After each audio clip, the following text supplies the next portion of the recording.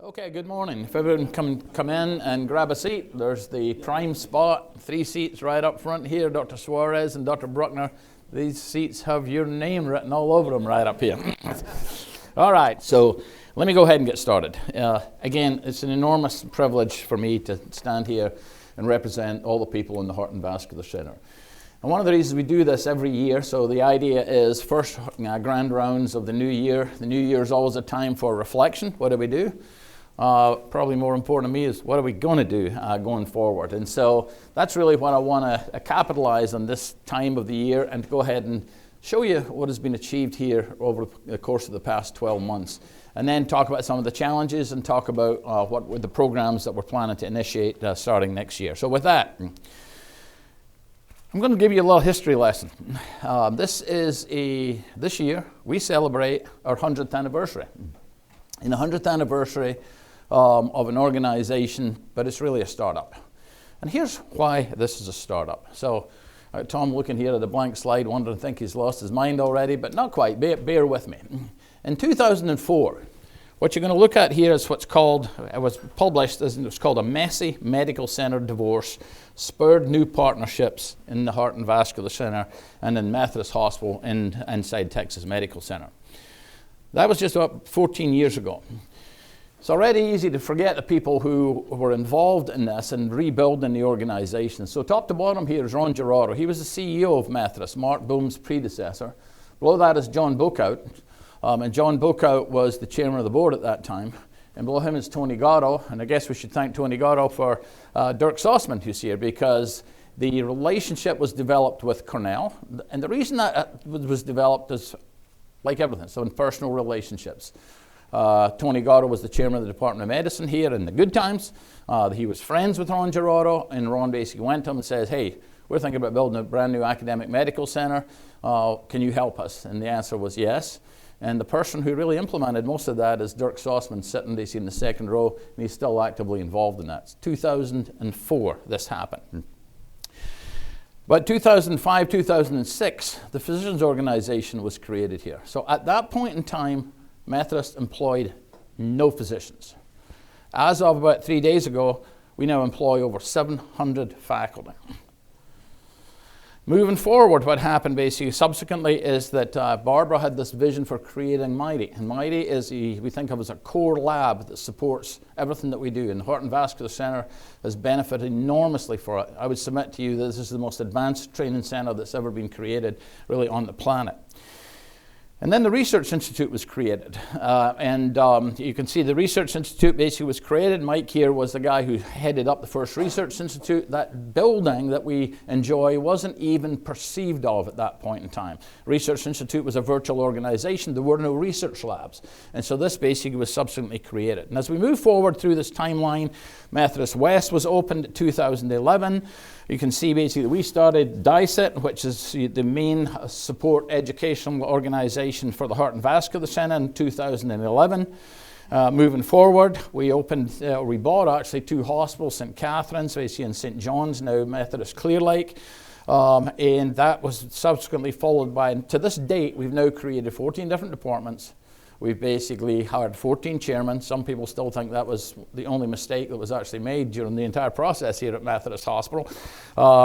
The foundation support has created 88 personal chairs. That's an enormous accomplishment. It's the kind of money that allows us to give personal chairs to people. And we've created nearly 44 GME programs, again, starting from scratch. The outpatient center was opened in 2015. Methodist Woodlands was opened last year, and in 2017, actually in 2018, we opened the Walter Tower. And going forward, the next venture for 2018 is, on top of all that, well, we're going to create our own medical school.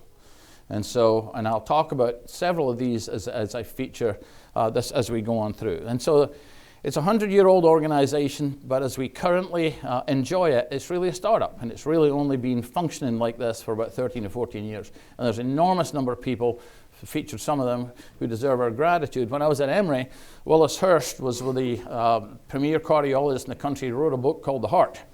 And I, as a resident, used to walk into Emory in the morning, and I was always behind Dr. Hurst, who was there before me in the morning. But I always remember him saying that when you drink from the well, think about the people who dug the well. And these are some of the people who dug this well that we're all drinking from, here at the moment. And so, let's talk about Texas Medical Center that we all live and work in Texas Medical Center. This is a view from Hotel Zaza.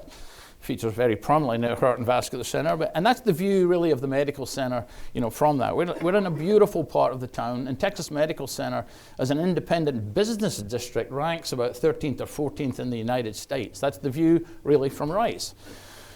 And when you look at this, as I was looking at it, and I've looked at that view multiple times, I thought, these buildings are all new in the last 10 years. They didn't exist when I first took that picture in some of the courses that we're running. So we have the luxury of being in a very dynamic organization and one of the more dynamic medical centers that's ever been created.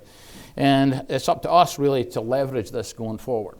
Now the good news from last year is that we are now the top ranked heart and vascular center in the state of Texas. It's the first time that this has been achieved. We've struggled against our competition. Last year we were tied basically with the Heart Center in Plano. This year we are free and clear. We're the number 14th ranked Heart and Vascular Center in the country, and we're number 1 in Texas. And we think we should be higher than that. And we're going to show you one of the reasons and what the strategy is to try and show how we can get up into that top 10 and ultimately I think up into the top 5. And it's largely around our reputational score. And let me just show you a little bit about this. I don't know if you can actually read this from back there, but the reputational score is something that is created based upon how your peers vote for you in a hierarchy of basically where would you send your family members for care. And we're in some pretty lofty competition basically when we look at it up here. I mean, above us is Northwestern, just below us is University of Michigan, and these are all name brand organizations that we are now competing with. This is not easy to change. Although we did change it. We actually improved our ranking scores fairly significantly last year. And we can look against these, and we do go through this analysis every year. US News and World Report comes out to say, what have we done right, what have we done wrong, and how do we change this? The bottom line is that it's about, to me, brand recognition. A lot of people in our world know about Methodist Hospital, but we used to be affiliated with Baylor. Now we're affiliated with Cornell. There's 70 Methodist hospitals in the United States. There's nearly 100 academic organizations, universities that carry the name Methodist Hospital. You and I live in that medical center, and we understand the nuances of the different organizations. I'm sure everybody has gone through the exercise of trying to explain that to other people from around the country. It is very difficult to do. No, Texas Medical Center is not a hospital. No, I don't work at Texas Heart. And so trying to explain this is a challenge. And that's the important challenges that are there basically for Dr. Zogby and Naples and Cook and myself going forward. And part of that strategy is to bring people here. Bring them either in person or bring them virtually. Once they've been in our organization, once they've met the faculty and the people who are working here, they get it, they understand, and they'll vote for us next time. But that's basically, so some of the things that I'm going to show you are all designed really to try and get our name out to help people understand the complexity of the medical center and that we are Methodist Hospital. What Dirk failed to negotiate for us was that when somebody voted for Cornell, we got the votes. It used to be that if you voted for Baylor, Methodist got the votes in US News and World Report. I don't think the Cornell affiliation, helps us in that respect. I think the votes kind of probably stay up in New York. So we have to market Methodist as an independent organization, and so that people understand exactly who we are. Okay, so as we have gone forward, we have moved. I always describe downtown as, after the Baylor Methodist split occurred, overnight. There's no residents, no fellows, no research labs, no IRB, no graduate medical education office. Oh, by the way, Dr. Quinones, we'd like you to stay here, but we don't have a mechanism of actually giving you a job because we've never actually employed anybody. And so that really was the starting point. I'd say that essentially I'd describe it as the cake in Houston Methodist has been rebaked. Now the focus is turning really to the system. Although the cake's baked, still some icing that we need to put on the cake every now and again, and that's all really about recruitment. What we're focused on now is looking out into the system and how do we engage in the system, make sure that there is the same quality being practiced here as being practiced elsewhere, at the same time as not killing the golden goose downtown. Obviously, there need to be programs here that are differentiated. This will work if all the boats rise. The competition is not downtown versus Methodist Willowbrook. The competition is the Methodist system versus Memorial Hermann and versus Catholic Health System. And that's kind of where we need to retain this focus. And so we've basically focused on, and Jordan Gion, where's Jordan? I want to make sure that everybody walks out of here knowing who the players are. Where's Jordan? Jordan was here. She's outside. Oh my gosh. So Jordan Gion is our person who essentially has been tasked with helping organize the system. She goes around the peripheral hospitals and she has been heavily involved in standardization of the delineation of privileges for cardiology, CT surgery across the system. We're now moving to cross-system peer review. We have in vascular surgery morbidity and mortality increasingly across the system. And these care sense pathways, these will be rolled out actually at the service line on Monday, are the channel that we're actually going to utilize in order to try and standardize basically the care and minimize the amount of variations that are moving forward. Dr. Zogby started having meetings of the chiefs of cardiology across the system because a lot of things that we can learn from the peripheral hospitals, and that's kind of the goal of doing this.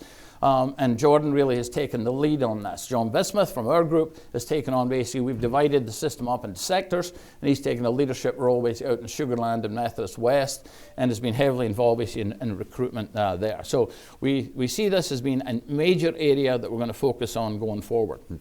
And so the priorities for 2019 are to increase that collaboration that's occurring between the Houston Methodist hospitals. Last night, we had a system CV surgery dinner. All the surgeons basically from the peripheral hospitals were there. We have agreed to run MSQM basically across the system. Now that's a first that's happened in the Methodist system. This had to go through the med exec committees basically of all the peripheral hospitals. That's going to be chaired by Dr. Ramchandani, who's really taken the lead on helping to organize this. And that will be done largely by video conference. And the agreement is that those recommendations will go back to the med exec committees at the individual hospitals. And if anything needs to be changed, that will be their authority to actually go ahead and do this. And so that is one step, pretty big step, in starting to work cross-system as a peer review organization. We've created standardized criteria for membership in Methodist DeBakey Heart and Vascular Center. At the present time, this brand, which is a very powerful brand, Methodist DeBakey Heart and Vascular Center is the most widely recognized brand from this hospital across the United States. And so, yes, we want to move it out, but we want to move it out with safeguards. And those safeguards are that the physicians who carry MD-HVC on their coats are participating in the decision-making in the committee meetings, or participating in this peer review committee, and will participate in the clinical pathways which are being created to try and standardize care. And so that is really how we're going to move this forward over the course basically of the next year. This I've really talked about as the initiative around peer review. Now, so we need to do two things to improve that reputational score. One, we need to improve our national physician standing, because they're the ones who really vote on that reputational score. But we also need to push this out to the consumer. We've been good at what I call the big M, the big brand. We do a great job at this. What we've not done a good job at is capitalizing on local business opportunities when we see them and executing on them as fast as we would like to do. And that's an area which we're changing. So let me basically back out to some of the accomplishments for 2018. This was the front cover of the TMC News. And it's a picture of Fondren Brown operating room. And it's a really nice picture. And if you look at where Dr. DeBakey's operating, if you look up above him, you'll see a guy on I don't know what you call it, TV camera with a stand on it above the OR, and they're shooting video of the operation that's being done. And then if you look up above, you can barely see it, but there's people up there in those viewing domes because they're watching great surgery and cutting-edge procedures that are being done. And so Dr. DeBakey basically had this vision of being the teacher and broadcasting and capitalizing on bringing people down here to show. And that's really what DICET really is all about, is we don't need somebody hanging on a TV camera up above the field anymore. We can do it with a little camera that's built into a light, and we can transmit these things remotely. And I'm going to show you some examples of this basically as we move forward. So One of the big advantages of what's happened last year. The new 22-story Walter Tower at Houston Methodist Hospital offers advanced technology that will transform clinical care and serve as the new standard for similar facilities around the country. The $700 million tower will house the Houston Methodist DeBakey Heart and Vascular Center and Houston Methodist Neurological Institute. So with that, I want to introduce one of the guests. One of the people that I asked to come today is Gavin Britz. Gavin Britz is my equivalent on the neurosurgery side. And increasingly, I think we've done a great job at working between cardiology, CV surgery, CV anesthesia, critical care. And I think there's increasingly an opportunity to actually work between these different disciplines. And I think what Gavin and I have realized through the Siemens initiative we'll come and talk about is there are a lot of things that are very similar in both the neurosurgery world and the stroke intervention world and cardiology, we've seen CV surgery. And we really think that there's an opportunity to leverage those opportunities. Whenever we buy big technology here, I think what we've done a good job in the Heart and Vascular Center is, here's an MR scanner. Well, this thing costs a lot of money. Who's going to use it? And so we look at it, the recruitment of somebody like Deepan Shah transformed our vascular surgery practice. We do aortic imaging because it's dynamic. We do peripheral imaging using Ferraheme that nobody else can really utilize in patients who we can't give gadolinium to. So we're always looking at how does this benefit not just basically a vascular surgery group, but the cardiac surgery group, the cardiology group. And I think increasingly, we'll show you some of that technology. How do we use this and push it out? And what can I learn from working with people, in other specialties? And so one of the themes that we often use in pumps and pipes is the other guy's toolkit. And I fundamentally believe that a lot of the solutions to problems that I face on a daily basis already exist, but they exist in somebody else's toolkit. And although Gavin and I basically just work in the new operating room, we tend not to walk into one another's operating rooms very often. And when you do it, you go, oh my gosh, I can't believe that you've got that. I've been looking for this. So one of the things we want to do is encourage, people to start looking more and more and more into the other guy's toolkit and see how we can leverage it. It's good for the institution. It's good for these individual specialties. And ultimately, I think it's good for the patient. So I want to really congratulate Dr. Zogby. He's been on a recruitment spree and brought in some fantastic people. Best piece of advice I've ever got was from a guy called Dr. Yurkiewicz. He was a past president of the American College of Surgeons. He led the plastic surgery program at Emory. And he said, Alan, as the leader, your job is to recruit good people. You recruit good people, your job is to get out of their way, and they'll take care of problems. On the other hand, if you recruit bad people, they will consume you on a daily basis with solving their problems. And so the most important thing as chairs is really to recruit good people, get them the tools they need, and get out of their way. And so, I really can't compliment Bill enough in terms of the quality of the people that he's really brought in. One of the things we're very proud of is this interaction that takes place with CV surgery and cardiology.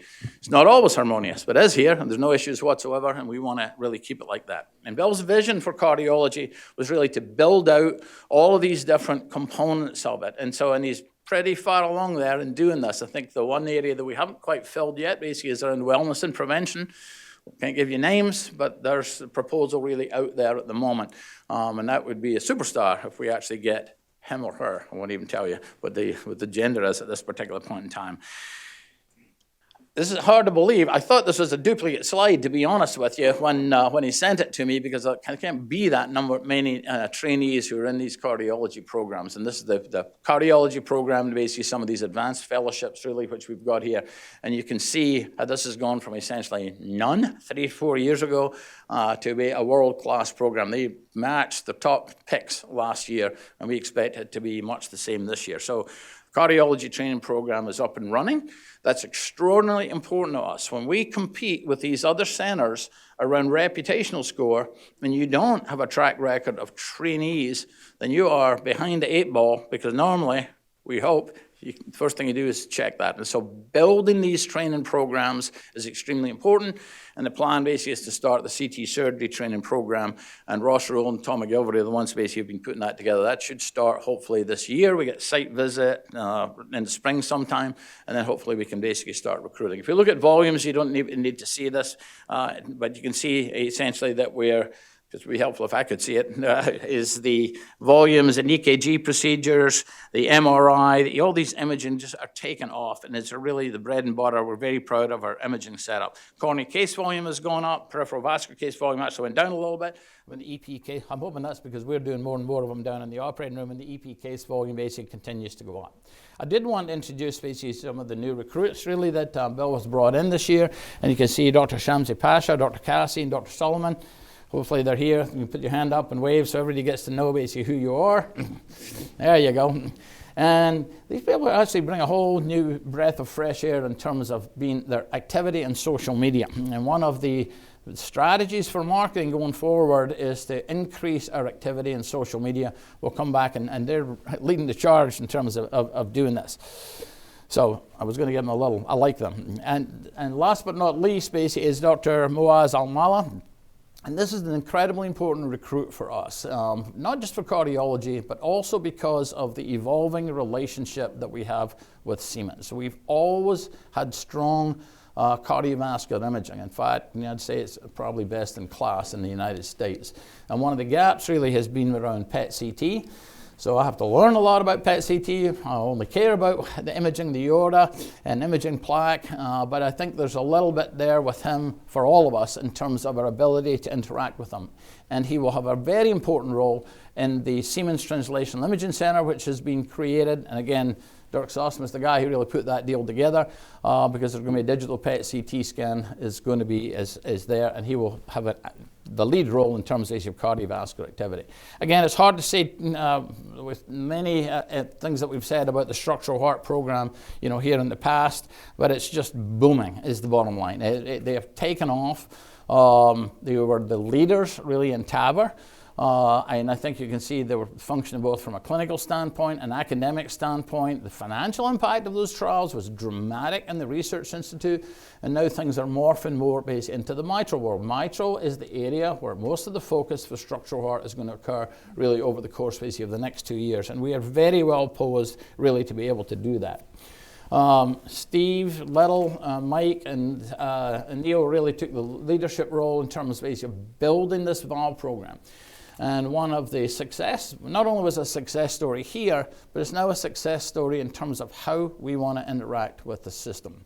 Because this week will be the first valve clinic is established out at Sugar Land, and Marvin Atkins, I think, was sitting here, has really helped coordinate that with the support, not independent, with the support of the valve team down here, making sure that their practices are exported, their imaging is exported, so that we have exactly the same quality across this system. So thanks for taking the role in that, Marvin, and thank you for the team here to be willing to help set up what on the face of it could be seen as competition, but in the long-term goal, I think it's how we're going to build this Methodist brand. And you can see essentially that there was this continued growth up until the last couple of years. And one of the reasons we want to start moving these valve clinics out is because there's increasing interest in the periphery of being involved in these valve procedures. And one of the challenges for the folks out west is that Memorial Hermann has a valve program between here and Methodist West and Sugar Land, and some of these patients have ended up going there. So it's very important. We can't keep these down here. We're going to have to figure out how we regionalize it, but regionalize it in a rational way that we're going to move this forward. MitraClip, as I say, has grown dramatically. Colin Walker has taken a major role in this, and I think the trials that have come out have really shown efficacy. And one of the reasons there's so much focus on mitral valve going forward, and as the new national coverage decision is approved, so we expect to see this move up even further as we continue to evolve mitral interventions. Now, there is a downside to TAVR, and the downside to TAVR is that the surgical valve volume has started dropping off. Again, initially, as we started these programs, the surgical volume actually kind of went up. And that was because TAVR was really designed at that point for the high-risk trials or high-risk patients. But as the equipoise, in other words, so equivalence, has been shown, so we actually find that the risk of those patients is dropping. And in fact, there's a low-risk trial, which I think Mike Reardon's probably going to be presenting at ACC. I don't know what that data is. He won't tell us. But that will be presented relatively soon and may have a further detrimental effect based on the surgical valve volume. The downside for the organization in that is that surgical valve volume is a major profit generator for the hospital. And so it's one of these areas where it starts to erode the margin as we move forward. Thoracic transplant, of course, Tom McGilvery then took over from the surgical side. Basically, Arvind Vimaraj and Myung Park have really had the huge role in overseeing what's been going on in the heart and the VAD program. And they've really done a tremendous job. What you're looking at in the top right here is the heart transplant volume. Clearly, we had some personnel changes in the surgical side. Despite that, these volumes went up and the outcomes went up. And the lung transplants stabilized about 64. Again, you can see the survival for both heart, and I'll talk a little bit more about that. And lung transplant is ahead of the what is expected. And you can see that one of the areas we want to focus on next year is growing the LVAD volume. And on the SRTR website, you can see that our heart program is singled out as having better than expected outcomes. Obviously very important given some of the things that have happened with our competitors really over the course of the past couple of years. So I do want to thank Dr. Park. Dr. Park, unfortunately, is going to be leaving us. She's got family reasons that she's going to be moving. It's not for professional reasons, but she's had a tremendous impact here. Thank you very much, Myung, from all of us, basically, for what you've done. Appreciate it. The other area I want to highlight from the cardiac surgery standpoint is, as you've seen, we've had leadership roles basically in TAVR, in the ascending aortic stent graft trial. Mahesh Ramchandani runs probably the premier minimally invasive hands-on program. And you can see some of these other initiatives. I wanted to single out Mike because I actually was looking at publications last night. And I was telling him I went on PubMed, and I kept scrolling from page to page to page thinking, I must have made a mistake here. But MJ Reardon had 56 publications in PubMed, and these are not in little journals. These are big journals. And in many of those publications, he's included people like me and Mahesh, basically, and has dragged the rest of us basically along with these publications. And so that's pretty remarkable. And 2 New England Journal publications in 2017. I'm not sure that's actually ever been done before. So thanks, Mike, for your contribution in leading academic cardiac surgery. Dr. Park also deserves credit with Dr. Ramchandani for establishing the CTEF program. Let me tell you a little bit about what that is. These are critically ill patients who probably have clots which go on up into the lung and over time block off the arteries, and these patients develop right-sided heart failure. Those patients have always gone down to San Diego. San Diego is kind of the world epicenter with a guy called Mike Madani, who's really one of the world's experts and an incredibly gracious guy.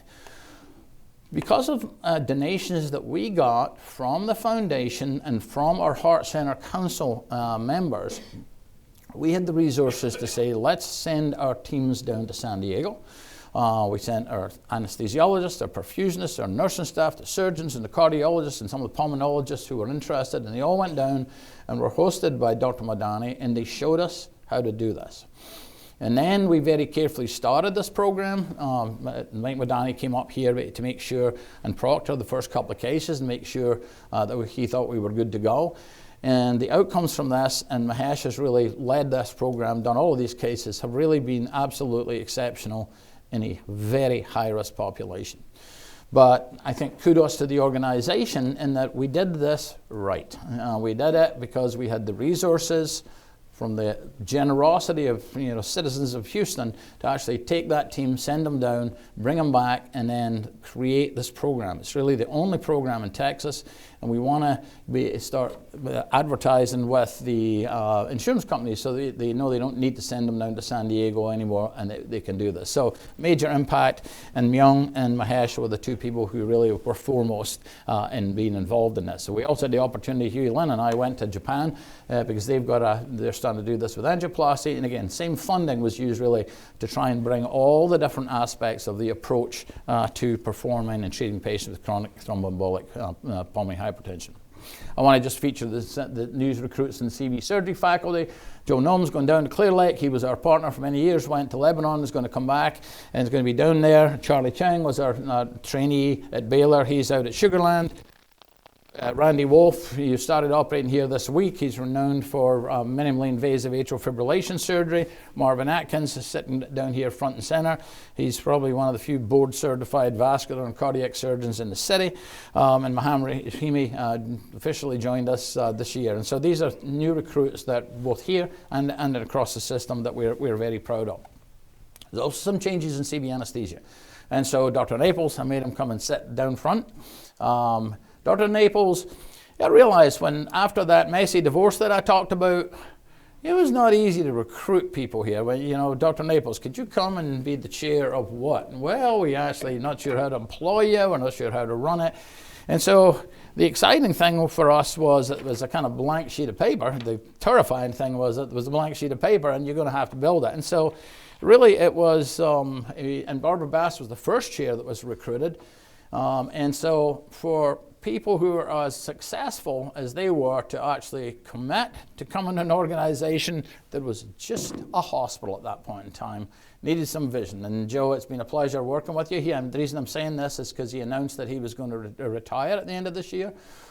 He has solely run the entire anesthesia program here. And it's been a pleasure really to work with you. I mean, you've got the highest caliber CV anesthesiologist that it's been our pleasure to work with. And so I'm going to chair the search committee for his replacement. We really appreciate what you've done, and I'll look forward to your help in trying to find somebody who can attempt to fill your shoes. Thanks very much, Joe. I just want to thank you.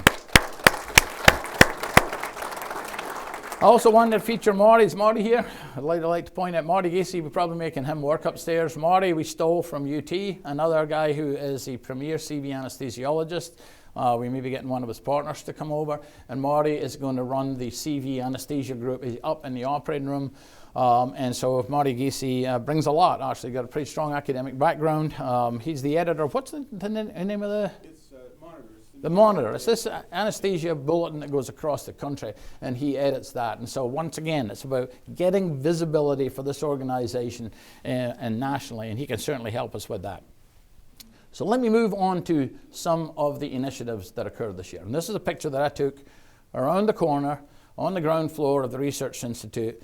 And you can see on the bottom of this, it says Houston Methodist Hospital Siemens Translational Imaging Center. And that's Dirk. I wasn't expecting Dirk to be here, so I got his picture in here. And so this is one of the biggest deals that's been done at Methodist Hospital, and I understand it's one of the biggest deals that Siemens has done with an organization. And Dirk pulled off what I call as a miracle. And the miracle is that this deal Siemens seem to be happy with it. Done 200 seems to be happy with it. The Research Institute seems to be happy with it, and the physicians love it. That's kudos to Dirk. That's never been done before. There's always somebody who feels slighted, and we're really excited, and there's some Siemens representatives here about the opportunities of this going forward. I'll talk a little bit what's going in there at the moment. One of the exciting things that still has to be built up in the tower is an integrated cath lab, operating room, MRI scanner, and CT scanner. I don't think this exists anywhere in the world at the moment. And it basically takes our focus on imaging and moves it into the hands of the people who are actually doing these procedures. And that is groundbreaking. That's kind of what it's going to look like. The CT scanner will be in the room. The MR has to be housed. But all of this imaging can be brought into the operating field. I think that's why Dr. Naples decided he was going to retire, because it's easy for us. It's going to be a nightmare from an anesthesia standpoint in terms of how we actually move these patients around. It's a so-called multimodality imaging suite. And so I've always said that I'm a vascular surgeon, but I'm really an imager. And the first, second, and third rules of what we're doing at the moment are imaging, imaging, imaging. And that's why this partnership that we have with Cardiology allows us to take that. Imaging drives diagnosis. Diagnosis drives who's going to get to do the therapy. And in the past, it used to be that imaging was something you put up on a monitor. I'm old enough to remember little sheets of cellophane that you would put up on the wall and look at those, and then you go do the operation. And now we can look at it digitally, and because it's digital, we can import it into cath labs and operating rooms and take the CAT scanner that John Marion basically uses to create an image and fuse those on top of the patient. It's a huge shift. Nowhere is as well positioned as this organization is to exploit that going forward. So imaging drives diagnosis, diagnosis drives therapy, and we can now import that. So in that translational imaging center, what we built up in the tower, a bunch of hybrid rooms, CT, MR, biplanar rooms under construction. And what's really important is around the corner is the first 7 Tesla clinical magnet in Texas is going to be established. And that should be up and running probably within the next couple of months. And the digital PET CT is going to be up and running really about the same time. That's what the construction is. And increasingly important to that is the presence of Siemens research scientists. Where's Ponraj? I know he was in here. Ponraj, we have really benefited from having experts around imaging embedded in the Heart and Vascular Center. They have appointments here. And I think I'll get to meet soon a computational scientist that Siemens have hired that we're going to be able to interact with really on a daily basis. And in addition to that, Methodist and Siemens put together a series of grants that we can apply for. And the Heart Center did okay out of these grants last year. We did pretty well. And so these are substantive grants. You have a Siemens researcher, somebody in this case from the Heart and Vascular Center or Neuro, they work together and they got to have a product. Most of these are product oriented. We create this you have to basically complete this really within the first year. So March is when we're going to revisit all of these projects and we're going to see what kind of progress has really been established, and the next round of funding has been announced and will be established. All right, steps at the tip of the guide. Talk about new projects and in that down. So this is Ryan Water, who's up at Mayo Clinic, and he did the first remote coronary intervention on a pig from Mayo Clinic basically to a remote site. And this was shown live at TCD. How can you take a robot and control this basically remotely? And then this was followed up last couple of weeks ago by what was described as a landmark first event. And what this was the first ever human remote PCI. And this was done in India using a remotely controlled robotic catheter. And Alpay Shah has got probably as much experience with this as anybody in the coronaries and being able to do this remotely. And that is a fascinating concept. Now, we have a long legacy of being involved in robotics. It really started here with Miguel Valderrabano. I learned from him. We got involved in the periphery. We headed up the remote clinical trials, and so we have always been involved in catheter robotics. And the promise of this is to bring together robotic control with the imaging. You take basically a CAT scan, you determine a glide path, center line, and you lock that in a robot, and that robot autonomously, this was done up and mighty, first time ever, would autonomously move inside a blood vessel to a target. That's the promise of it. It's not there for prime time yet. However, what we've now done is establish these. We installed this between Christmas and New Year, and now we have remote control of these robots. And we're going to test this up and mighty. It's the beauty of having mighty. We can test this on models. We can test it within our cath lab and OR environments. And then we can test it Houston to Methodist West, downtown to Methodist West, for example. And this is another area, and if you look at the bottom left, this was really Gavin Britt's, actually. This is a model of a head with an aneurysm in it, controlling microcatheters inside a model of a brain. And so what he's doing is deploying a coil inside that, and had never been done before. This is now going to be published in Neurosurgery, showing the feasibility of catheter robotic control inside the head. The promise of this is to transform stroke. Stroke, really, I don't know that people are going to be doing remote coronary interventions or remote peripheral interventions. But the unmet clinical need in the United States is around stroke. The mechanical thrombectomy has been defined as the single most cost-effective intervention that can be done on a patient for society. And yet, there's not enough people who can do it, and if you're not in a major center, you just can't get it. And so we're really interested in this, is can this be moved out across Texas and across the United States? And a lot of that work, is the reason we invested in this here is, and Neil Kleiman very graciously agreed to have one of these installed up in one of the biplanar rooms in the cath lab, so that Gavin and the other neurointerventionists can go up there once we get IRB approval and start testing the ability to do this. And the question is, can we expand a stroke center to put these robots out in peripheral hospitals and then basically have our people potentially do these interventions? So that's one of the goals, and that's what we're going to be focused on really for the next year. So what we also, when we built the Walter Tower, we built it with all of the rooms, all the cath labs and all the operating rooms. You can view and we can basically send out signal from it. And that's very important. And this is an example of how we're going to use this technology to actually showcase what our physicians are doing. They're going to show you a percutaneous AV fistula. Do you know if they're ready to go? Okay, so we got another 30 minutes broadcast time. I want to give them a chance. So what we're doing here we're going is to kick you over to Dr. Eric cases Keaton. He's into the chief Viva. of Viva's one of vascular the surgery biggest here in our department. vascular And he's really meetings one of the year. It's run by authorities in cardiologists, dialysis access, and it's a multidisciplinary approach to this. And so what we really want is to have our faculty be the ones who are going to be showcased while they're doing this. And so I know Dr. Shaw did a couple of cases live. I know that Neil did some live, so it's a different venue. This is one of the biggest opportunities for us to showcase the Walter Tower, our technology, our imaging that exists. And we're going to do it again with ISET, which is a meeting down in Miami. This is Eric doing the percutaneous, what's called the percutaneous AV fistula, a brand new technology, which is completely developed in Houston. And what's important is not what we're seeing. What's important is what people are seeing on the other end. So this is like 3,000 people sitting in this audience, seeing Houston Methodist Hospital, seeing us, and being able to directly interact with us. And the people in that panel, Kenny Rosenfeld, he's up basically at the MGH. Miguel in the middle is actually not that far away. He's already indoctrinated. He's over at Baylor next door. And so these are the experts who you're going to interact with, but more importantly are what is behind the camera here and the people who can watch with these cases.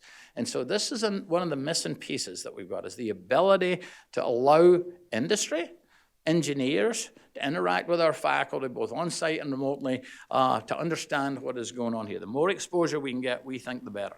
I do want to take my hat off as I go forward to the administrative team. Again, Michael Garcia is the guy who's now he's the senior vice president. He's my go-to guy basically on a daily basis, along with Brenda. I think Bill and I couldn't do what we're doing really without him. Tammy Plum she puts up with both Bill and I at the same time. That is a challenge, to put it mildly. She deserves the gold medal for being able to do that. She runs the two departments that we have. And then as I go on to talk a little bit about marketing, these are the folks who are heavily involved in marketing, PR, and business development. I think that we're moving into a new era of marketing. We're kind of kicking it up a notch in terms basically of the brand visibility that we actually have. And again, we do a tremendous job. When you turn on the TV and you only can hear the audio, you know a Methodist ad just by the voice which comes over. And so I think that's all about establishing our brand identity. And so we do this at a huge number of different venues at the moment. We're also basically leveraging this video broadcast capability and recording capability using Broadcast Med, which is a site which hosts these cases that allow us really to feature what is going on here. And so we're always looking for videos that we can use to do that. And so video production is extremely important. And there's folks who are sitting in the back who broadcast this every week from the DICET team are fundamentally important to produce a refined product. We don't want to put up bad videos. Our vision for this is that we're going to create, through DICET and through these sites and through that journal, is to create I call it the Khan Academy. The audience at this point will split into those who have no idea what the Khan Academy is. That's the over 35-year-old age group, and those like myself and the under 35 who know exactly what the Khan Academy is. Ask your kids, they'll tell you. It's a resource you go to find stuff.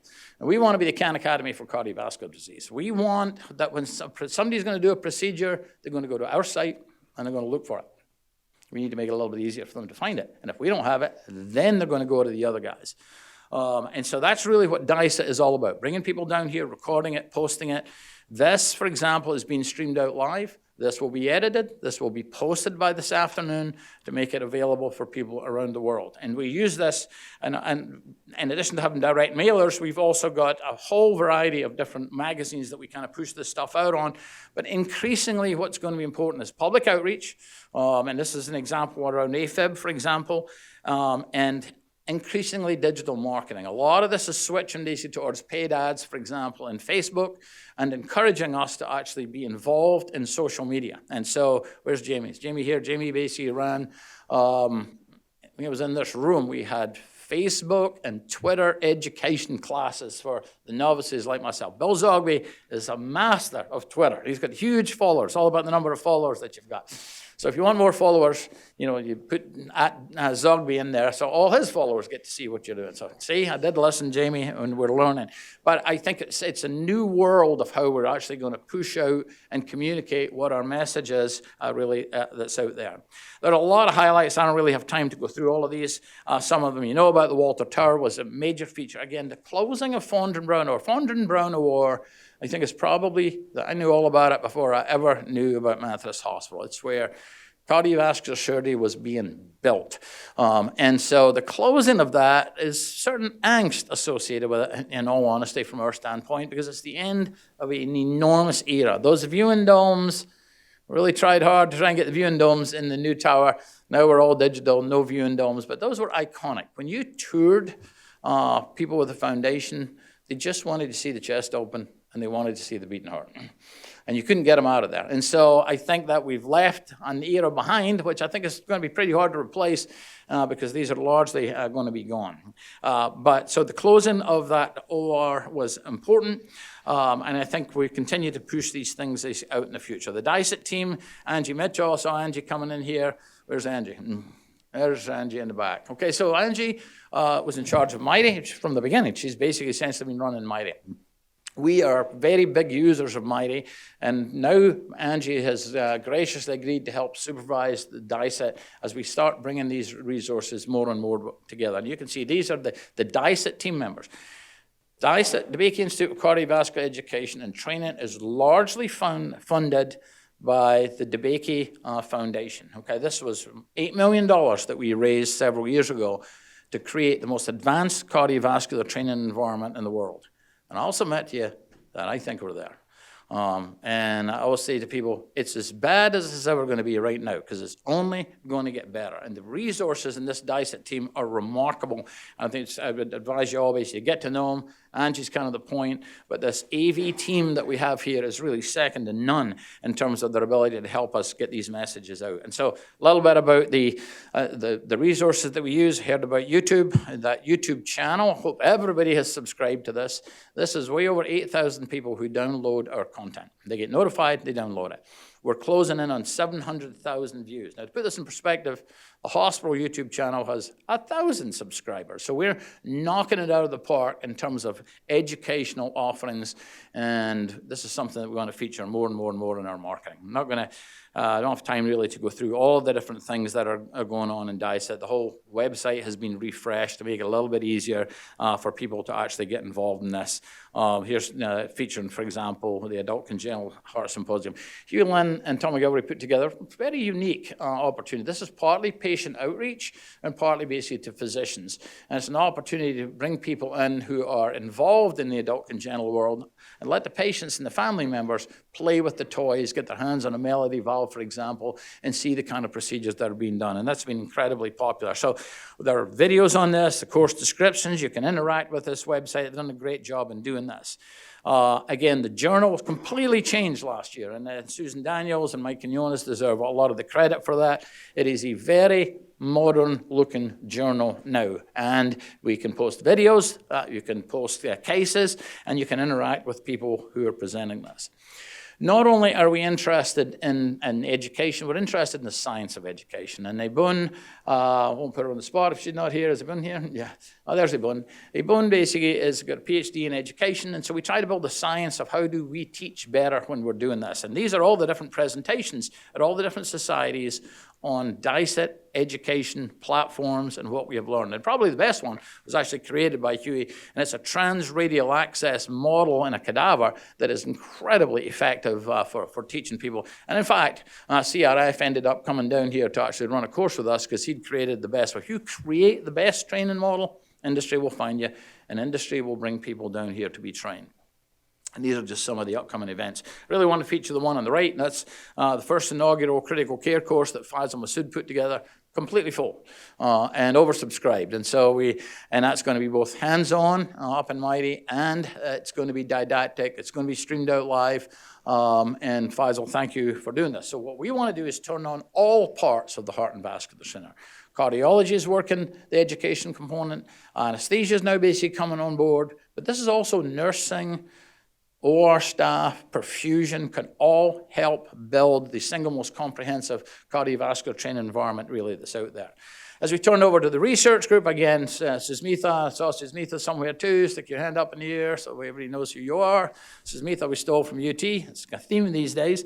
And John Cook were the ones who organized this. And again, way too much for me to actually go through all of these different components of it. And you can see that there are a lot of different clinical trials that are going on. Those are actually the numbers of clinical trials that are active here, and it continues to increase.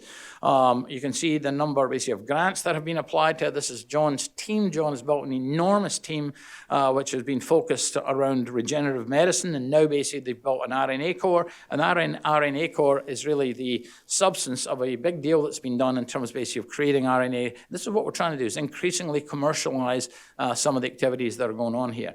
And you can see really that we're running, or Susmitha I should say, is running basically about a $12 million a year research business between the clinical trials and the basic science. And see, these are some of the new programs that are coming on board. We also started a Center for Rapid Device Translation, and Homer, where's Homer? Oh, I saw Homer. Homer is the one who heads that up. He went through the portfolio of new devices that are going through this with me yesterday, and now there are about 30 different companies who are actually bringing the devices here.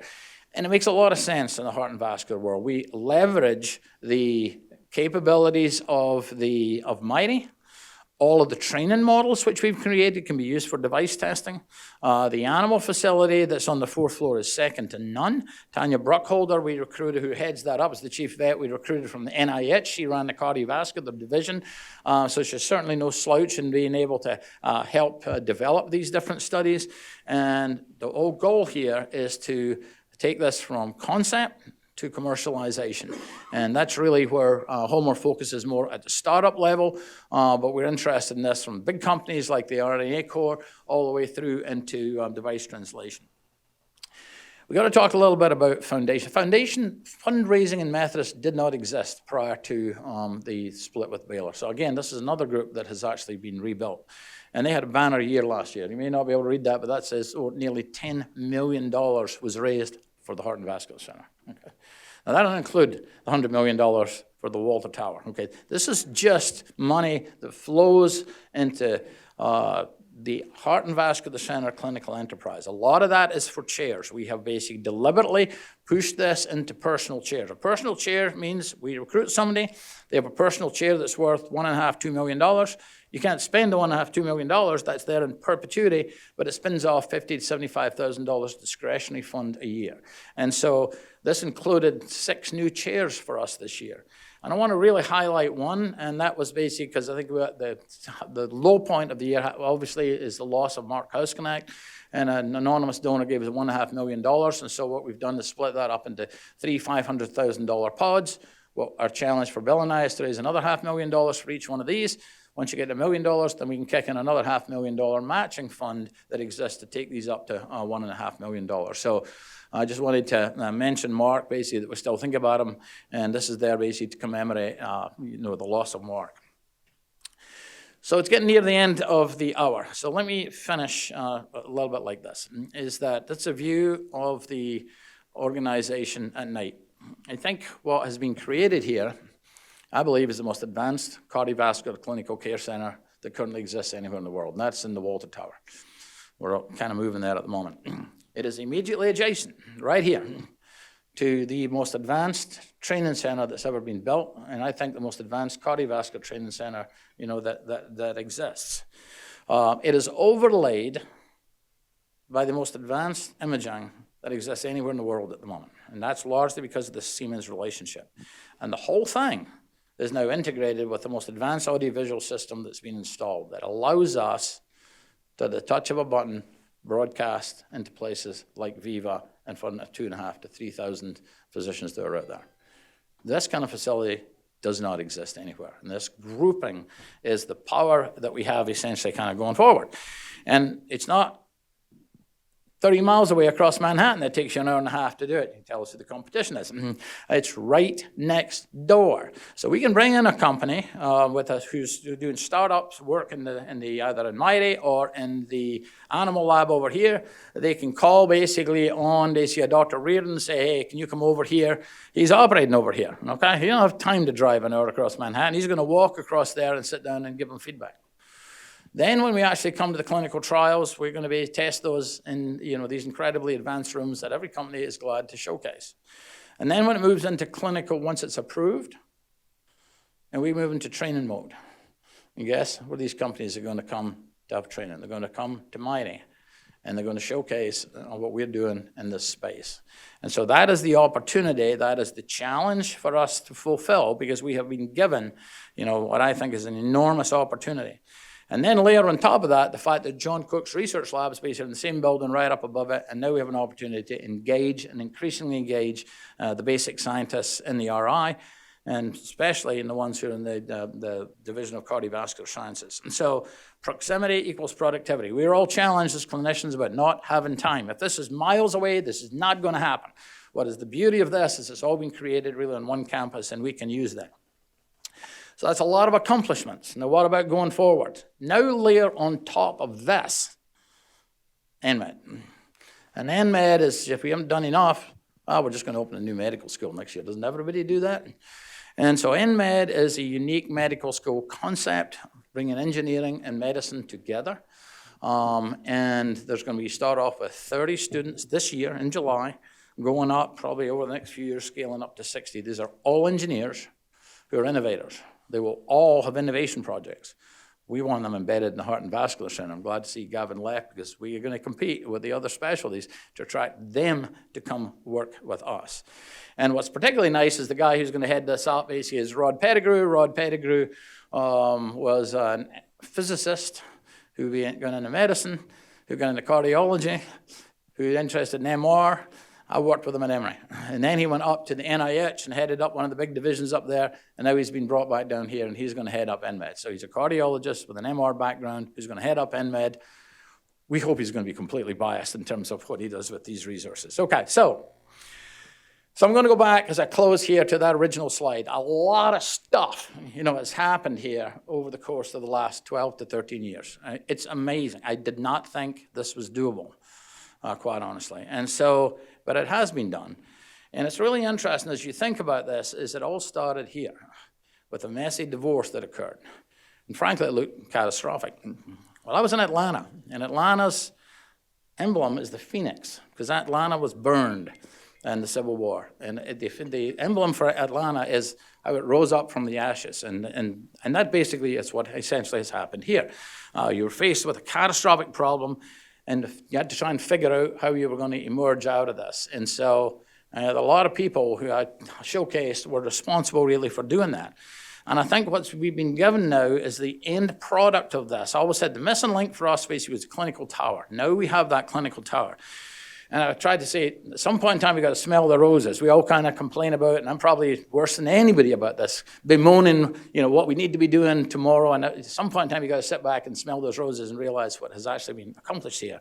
And I think that is a tribute to people who are in this room, people who are up and done 200, and the vision of people like Ron Gerardo and Dirk and John Bukow in creating this basically out of the ashes of what looked like a catastrophe at that point in time. So I'm going to finish with one thing. I'm going to let it play. And this actually comes from a program called Heart of a Woman that was run here. And I think that this is happening again, actually. I think it's next month. And John Cook really chairs this. And not only do we all do this stuff too, but we also provide some pretty special moments at these things. So I'll let this play, and then we'll finish. You got to crank it up for me, though. Oops.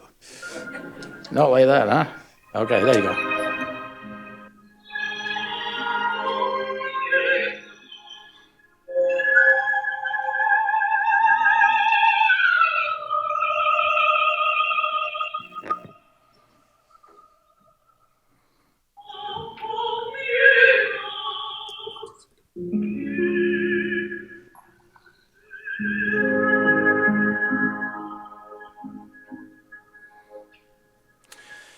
So I walked into the RI when this was beginning, and I was alarmed that this lady did not have a microphone. She did not need a microphone. Thank you very much for your attention, and appreciate the opportunity. All right. We won't take questions.